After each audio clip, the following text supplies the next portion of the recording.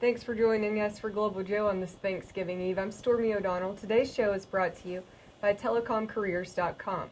Now today we're joined by Jeff Mucci, RCR Wireless News CEO and Managing Editor.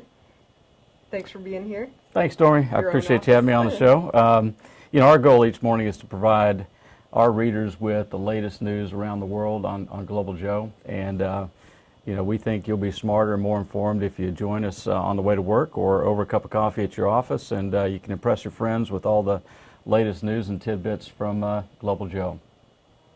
Our top analyst angle story today comes from Strategy Analytics, who announced that telematics services revenue globally is expected to exceed $7 billion by 2019. Very good. Now, Jeff, what exactly is telematics? Well, historically, most people thought of telematics as a general term that referred to any device that included or involved telecommunications and GPS. For an example, OnStar or hands-free mobile dialing in your car. In my opinion, that's kind of an outdated term. I like to think of telematics as really being over the top, not over the top, but Internet of Things, or M2M, because Internet of Things includes GPS, it includes telecommunications, and it includes navigation systems, your phone. So whether it's a GPS module on a tractor, you're getting a GPS signal, you're using telecommunications network, and it's used for Internet of Things types activity. Everything connected in this Exactly. day and age. Yep. Now, here's another big deal that everybody is talking about this morning is Deutsche Telekom and Orange are in talks with BT over the sale of their jointly owned consumer network EE. EE is the UK's largest mobile network operator. They have around 1/3 of the network. Now, this news follows similar news that BT was already in talks with Telefonica UK over the future of O2. Now, Jeff, why is this all such a big deal? Well, it's interesting. BT was the AT&T of Great Britain, and they sold their mobile operations over a decade ago to Telefonica, who rebranded it Oi. So to see them come back into the mobile business makes a lot of sense. So now they can be effectively a triple play or quad play provider in the UK. So it makes a lot of sense, and I think creating a competitive environment is probably smart for them. So in many ways they're playing EE, which is the Deutsche Telekom Orange deal, against Telefonica's Oi deal. So it'll be interesting to see how this plays out over the next week or so. So they're just looking to come back in and take back over Exactly. right where they left Yep, off? Exactly. Interesting stuff. And now Bharti Airtel, they've signed a deal. Yeah, that's a great story. We reported earlier this week that American Tower had purchased towers in Latin America. The other interesting story was that they acquired 4,800 towers from Bharti Airtel in Nigeria. So in 1 week, American Tower has bought close to 10,000 towers. Yeah, making big moves. And if you want to see more on that story, go over to rcrwireless.com. Great. Now, here's a pretty crazy story. Vodafone apologizing this morning for sending some 1,700 phone numbers of UK news workers to police. Now, apparently they were only supposed to send one. Police were asking for details about one specific journalist, but I guess instead they just sent all of them. Yeah, I think that, in the news, and a lot of technology companies have been making noise about privacy. And so here's an example of, well-intentioned requests for information about one journalist, and ironically, they distributed information Everyone's for 1,700 folks. So that, unfortunately, that's another example of privacy issues gone astray. And Vodafone, they've been kind of the center of attention, and not in a good way, for privacy issues. Yep.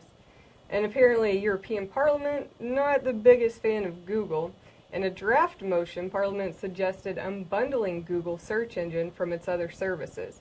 Now, the resolution is supported by Europe's two main political parties. For 4 years, the European Commission has investigated allegations that Google favored its own products and services over competitors. A vote in Parliament is expected tomorrow. Yeah, I think that's, that again is an interesting story. If you look years ago, the European Union went after Microsoft in the way Microsoft was bundling in their search engine with their software products. So I think this is just the next chapter in these big over-the-top providers like Microsoft and Google and Apple being forced to unbundle things. So I think you're going to see more of this, and I wouldn't be surprised if this actually gets pushed through. Really? Because Google, I think they're very smartly crafting an integrated strategy, and I think you're going to continue seeing pressure from regulators to unbundle these offerings. Yeah, that's certainly an interesting story that we'll continue to follow. And we also have several other big stories. Jeff, what else happened overnight? Well, again, over my morning, Joe, I tend to look at the global news, and I'm going to do a quick rundown of some other stories that I thought were interesting this week. Firstly, the U.S.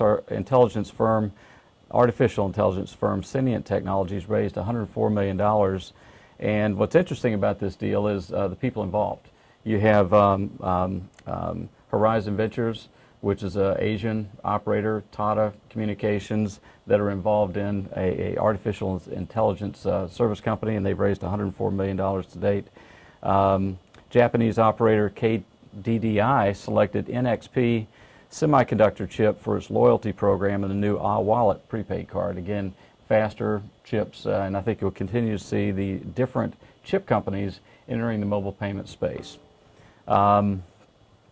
MTM, many folks may not be aware of them, but they were voted the top brand in Africa today, and that's all brands in Africa, so a good mobile operator getting top news in Africa. Saudi telecom provider Mobility on Sunday ousted or suspended their CEO over allegations of bribing. Yeah, I believe it was bribing, wasn't Yeah, it? So they're investigating $380 million in previous profits that they had reported, so they ousted the CEO and put back in their CFO to run the company. In a similar type issue, Telenor CEO provided details on VimpelCom's bribe allegations. So Telenor and other Scandinavian operators have been embroiled in allegations over the way they secured licenses in other European countries, and so the Telenor CEO today lifted the veil, so to speak, and revealed details of communications back and forth between Telenor, Telesonera, VimpelCom over payments made to royalty in certain Eastern European countries. It's kind of been a big soap opera. It has been a soap opera, and Telesonera, we reported early on last week that they cleaned house and ousted their board and their CEO last year, and again, all this had to do with the way those Scandinavian operators secured licenses in Eastern European countries. Another interesting tidbit, China Telecom beat China Unicom in terms of high-end subscriber adds. They had 2.1 million new high-speed 4G and LTE subscribers, bringing their total 4G and 3G base up to 115 million. And Stormy, I thought you might get a kick out of this next story. And CNN reported this morning the top 10 list to know you're addicted to your smartphone. And the first one was that you check your weather on your smartphone instead of just sticking your arm outside to see what the temperature is. And I know I'm guilty of this. Here in Austin this week, we're having a bit of a cold spell.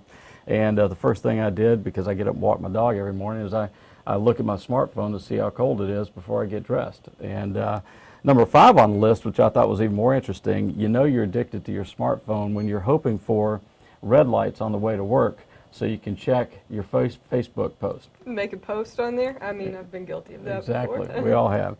Another tidbit, Swiss company U-Blocks, which makes embedded chips and modules, announced today that they announced the world's fastest LTE automotive chipset have been approved by all North American carriers. And I think this is, again, a trend you're going to continue to see over the next year, where these low-cost LTE modules are being approved for automotive and other M2M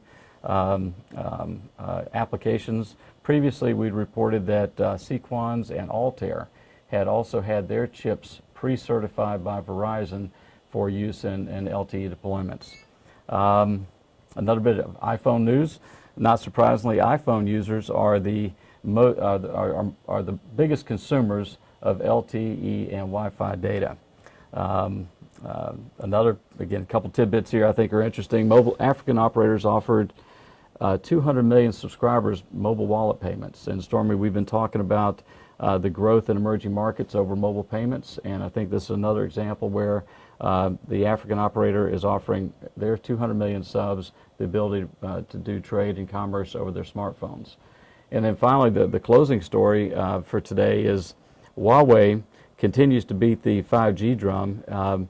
They announced that they are going to be working in close relationships with all three of the Korean operators, SK Telecom, KT, and LG U+, to establish 5G networks. And you may recall we were at the LTE North America Summit last week.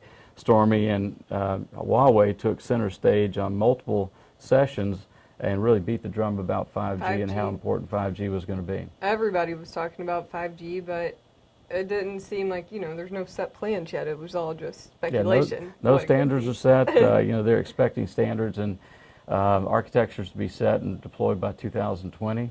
And Huawei has announced that they're going to do a test in Russia with a Russian operator at the World Cup in Russia in 2018. So stay tuned, I'm sure, for more news from Huawei. Yeah, and I think that's about it. That wraps up our Global Joe this morning, and we'll be back here at noon for the midday news. Thanks for joining us. Thanks, Stormi.